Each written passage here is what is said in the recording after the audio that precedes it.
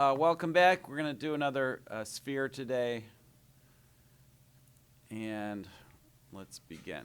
We're going to start by drawing a circle. Take a minute to, if your circle has bumps, smooth them out, or dents, fill them in. And start really lightly and then just go a little darker when you start to feel more confident that it is actually round.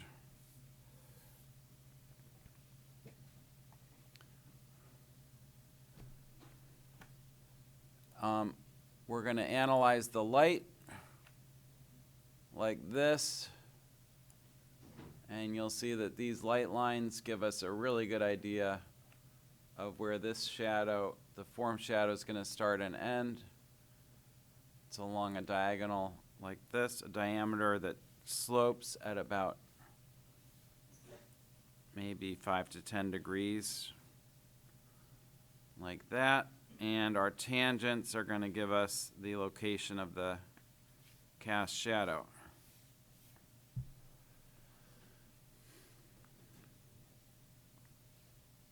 At any time, if you feel like your circle could be a little rounder, like I'm just going to add a little bit to the top and the bottom because it was feeling a little flat there.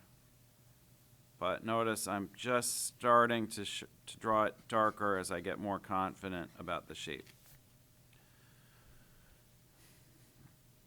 So we'll start with the form shadow. We'll use a little fractional thinking here. This shadow edge is less than half the distance. It's less than half a radius, right? It's about 2/5 of a radius. So let's go down about 2/5 of the way. That's going to give us an idea of how much of a curve we're trying to draw, and then we're going to draw half of an ellipse.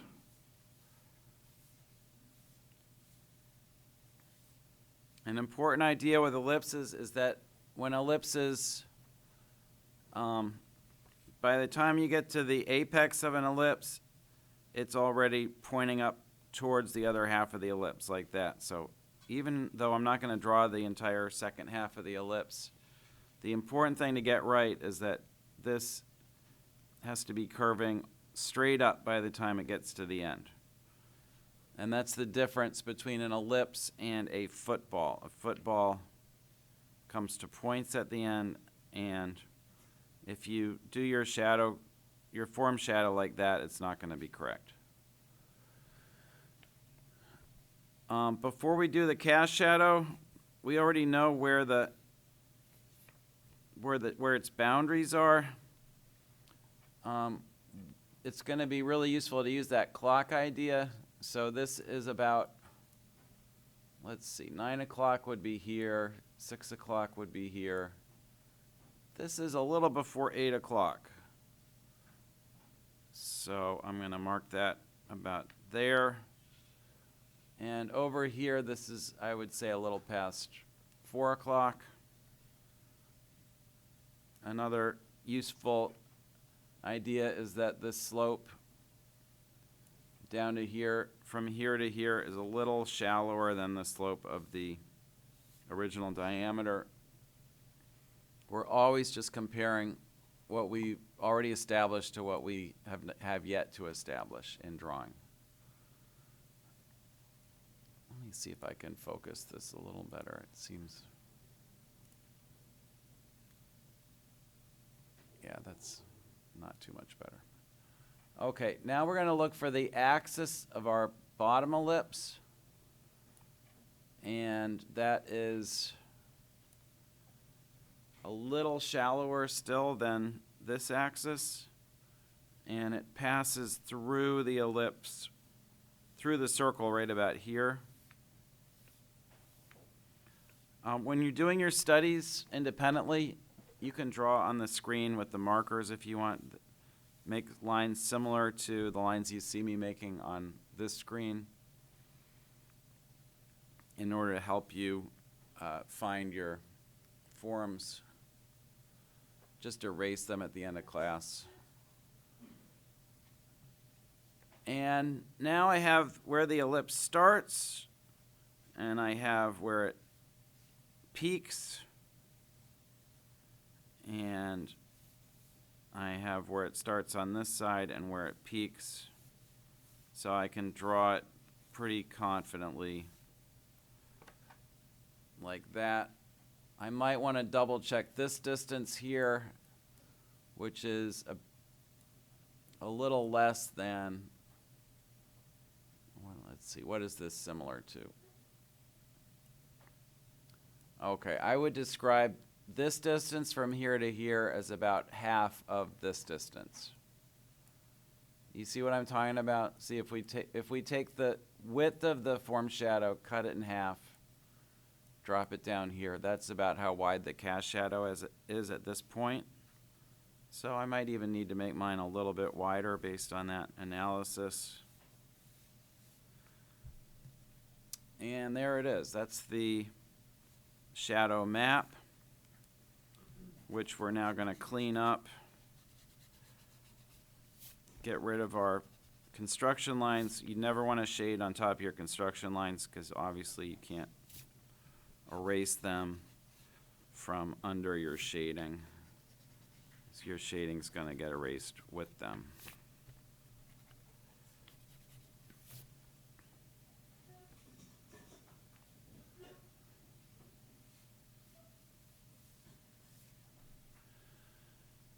And I'm left-handed, but I'm just going to do my first shading with my right hand today so that most of you can follow along with me. Lefties, you're going to go the other way.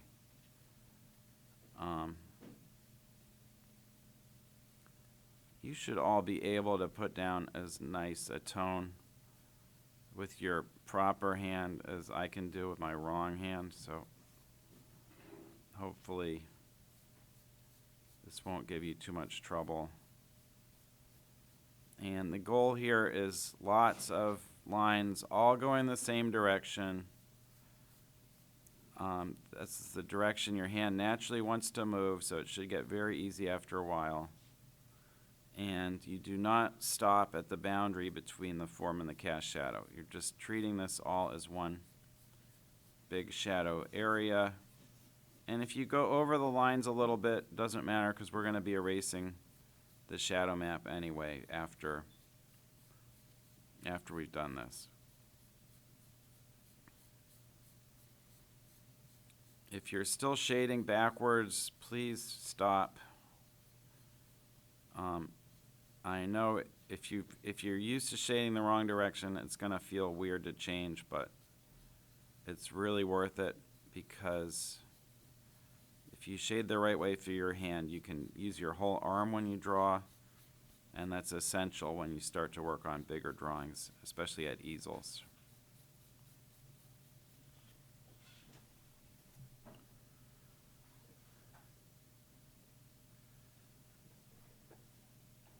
So now I'm going to erase the shadow map along this curved edge.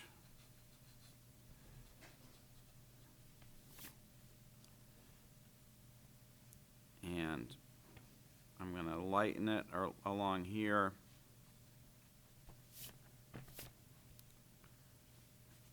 And notice at this point in the drawing, and this is a really key idea, you haven't made any dark lines, but if you stand back from your work, you can read it as a three-dimensional form. And that's so important because that means you can make corrections. Your brain is seeing a three-dimensional form. That's going to allow your brain to make corrections because you're going to see errors in a way that you could not when it was just a shadow map. And not only that, it's really going to be easy to make corrections because if you have to erase something, you haven't pressed hard yet. So you haven't torn up your paper. I would challenge everyone to just find at least one little thing that could be improved.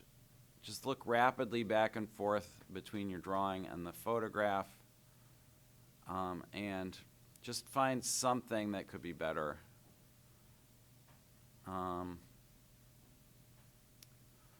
going to bring the the peak of this curve down just a little bit.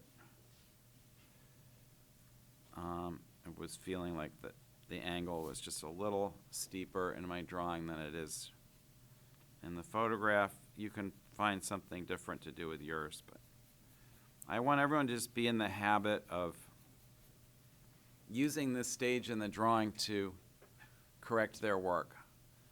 That doesn't seem too essential when we're drawing such a simple form, but when we get to drawing portraits, it becomes really essential, because at this stage in a portrait drawing, you can tell if it looks like the person or not. And that's, your brain is going to give you information that tells you, hey, this doesn't look, there's something weird about the nose in this drawing. Then you make a correction, but you haven't committed to anything in the drawing yet. So it's very easy to move these lightly sketched shadow shapes back and forth. It should feel like working with clay. Okay, we're moving on to second shading now, or contour shading, and we're going to curve with the outside of the form. Notice that our second shading is giving us some sharpening strokes where the ball meets the background. And we're going to do the same thing on the other side. We're going to be curving the other way, sharpening that edge, and at the same time that we're sharpening this edge, we're softening this edge, because we're allowing the lines to trail slightly above the shadow edge and create that nice soft transition from dark to light that you see on every curved form.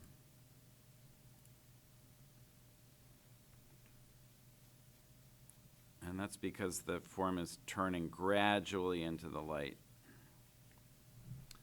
And then in between these two extremes, so we have to find a way to get this curve to intersect with this curve. And so as we move towards the middle, we're going to be getting increasingly just perpendicular to the shadow edge, make some straight lines, and then start curving the other way. And that's the trickiest thing to get used to. It really helps to imagine that you are touching the form. Your brain set is going to be that you're making a three-dimensional thing, which is very helpful in drawing, and it's going to give your drawings a solidity that not even photographs can approach, because your drawing should represent your understanding of the form, and photographs cannot represent the camera's understanding of the form, because cameras don't understand forms. They just represent values. We're trying to transcend the representation of values and get to the representation of forms. At this point, my core shadow is looking about right. Core shadow is this plane that gets light neither from the tabletop in reflection nor from the main light source. But what's happening is I've been focusing so hard on this soft edge up here that this transition looks too sharp between my core shadow and my reflected light. So now I'm going to switch direction. I'm going to start shading from the core shadow down into the reflected light to soften that transition.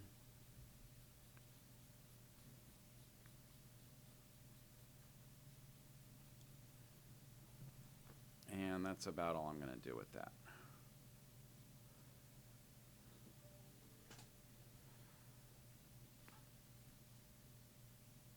On the ground, I'm going to do one horizontal pass. I'm just shading horizontally to show that this is a flat surface.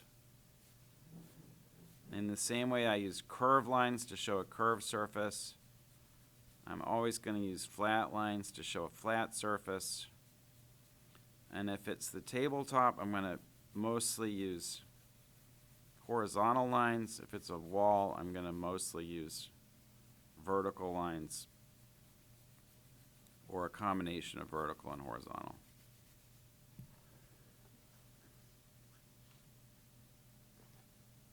As I was explaining last time, edges are visible because there's different values on either side of them. So this edge here is visible because there's this dark occlusion shadow underneath the reflected light, which I'm now going to bring out with some sharpening strokes and some darker horizontal strokes.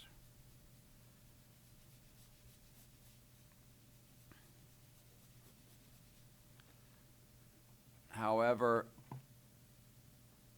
right along here, the sphere is just a little darker than the cast shadow behind it.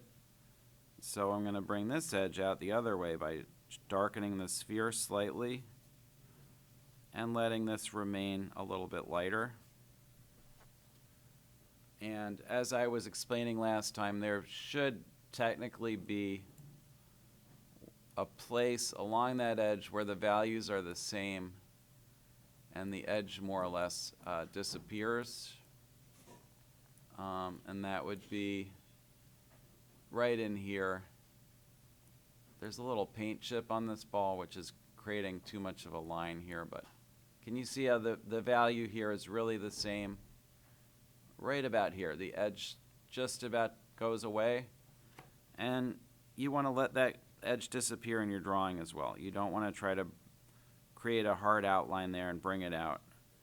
In between this zone and this zone, there's going to be an area where we just want to let the edge basically fade to nothingness. And that's very hard for beginners to do. Beginners always want to bring out every edge unnecessarily, so don't fall into that habit.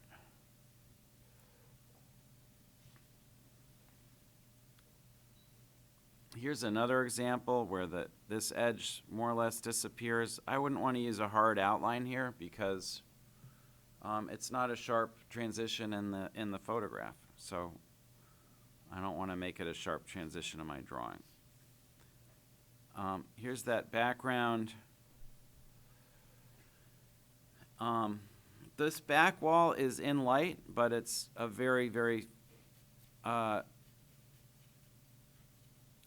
it's a what we call a halftone. It's darker than the light on the ball, so I'm going to use my lightest possible first shading direction just to bring out that edge a little bit without resorting to a hard outline. And that's going to make my ball sort of stand out more against the background.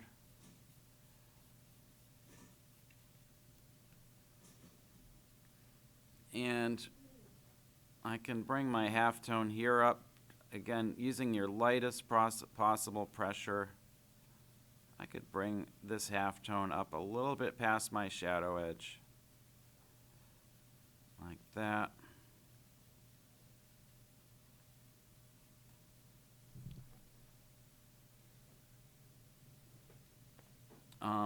This shadow is kind of trailing off. It's soft around the outside, so I'm going to create a few more softening strokes here and on the other side as well.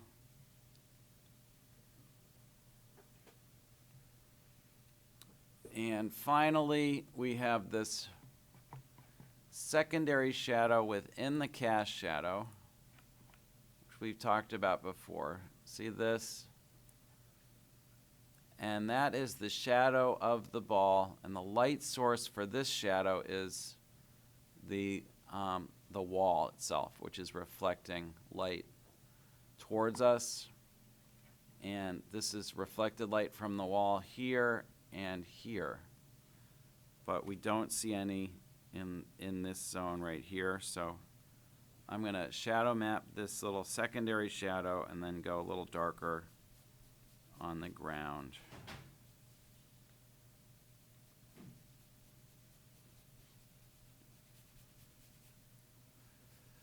through there.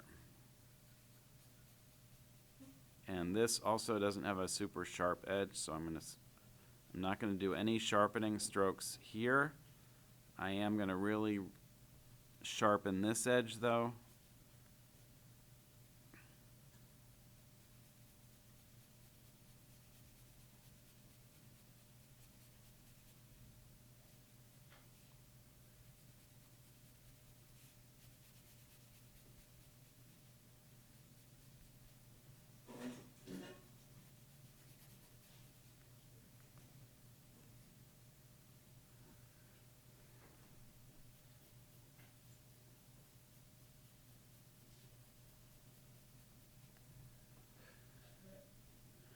And that's it for my demo. I'm gonna stop recording and come around and see how you're doing.